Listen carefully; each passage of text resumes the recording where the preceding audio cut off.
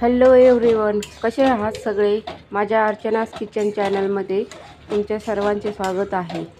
आज मी बनवलं होते भरले कारले, चमचमीत रस्सा, स्पायसी, मसालेदार असे भरले कारल्याची रेसिपी आज मी तुमच्यासाठी खास घेऊन आले. लहान मुलांसकट मोठ्या माणसांपर्यंत ज्यांना कारले आवडत नाही ते सुद्धा आज आवडीने कारले खातील. अशा प्रकारे भाजी केल्यास तुम्ही सर्वांना खूप आवडेल.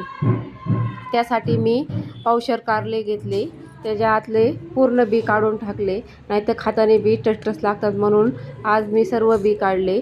नंतर लसूण, खोबरं व कोथिंबीर चिरून घेतली व कारले 5 मिनिट वाफवण्यासाठी ठेवले, कारण की त्याला खूप औषधे असतात कारल्याला, म्हणून तुम्ही थोडेसे कारले वाफलून घेत जा. नंतर मी शेंगदाणे, लसूण, खोबरं व कोथिंबीर वाटून घेतली. अशी थोडीशी मोठीशीच वाटायची, जास्त बारीक पण नाही करायची.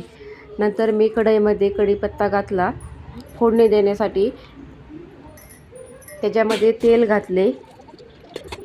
कारल्याला जरा तेलाचे प्रमाण जास्तच ठेवावं लागते, तेव्हा कारले चांगले होते. चमचमीत असे कारले करण्यासाठी तेल जास्तच ठेवावं लागते.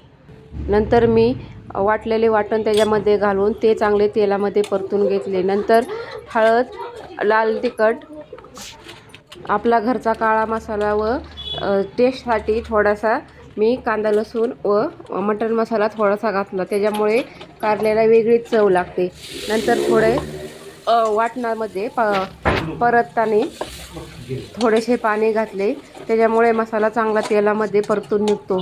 अशा प्रकारे कारले केल्यावर सगळ्यांना खूप आवडते. तुम्हीही करून पहा. आज माझ्या मुलांनीही कारले आवडीने खाल्ले. खूप छान कारल्याची भाजी झाली.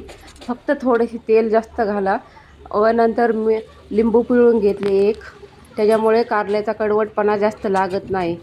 नंतर मी वाफवलेले कारले त्याच्यामध्ये घातले, तेलामध्ये परतून घेऊन नंतर त्याच्यामध्ये पाणी घातलं. थोडेसे चवीपुरते मीठ घातले, आपल्याला पाहिजे त्या प्रमाणानुसार मीठ तुम्ही घालू शकता. नंतर पाणी घालून कोथिंबीर घालून कारले शिजण्यासाठी ठेवले, कारण की 5 मिनिटं कारले शिजवले होते, म्हणून परत भाजी फोडणीला टाकल्यानंतर परत 5-10 मिनिट कारले शिजायला टाकले. अशा प्रकारे माझी कारल्याची भाजी आज तयार झाली. खूप छान पद्धतीने आज कारल्याची भाजी झाली. तुम्ही अशी करून पहा. भरलेलं कारलं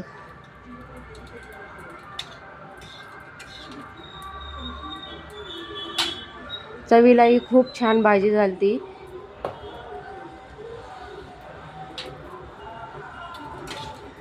मुलांनीही खूप आवडीने कारल्याची भाजी खाल्ली.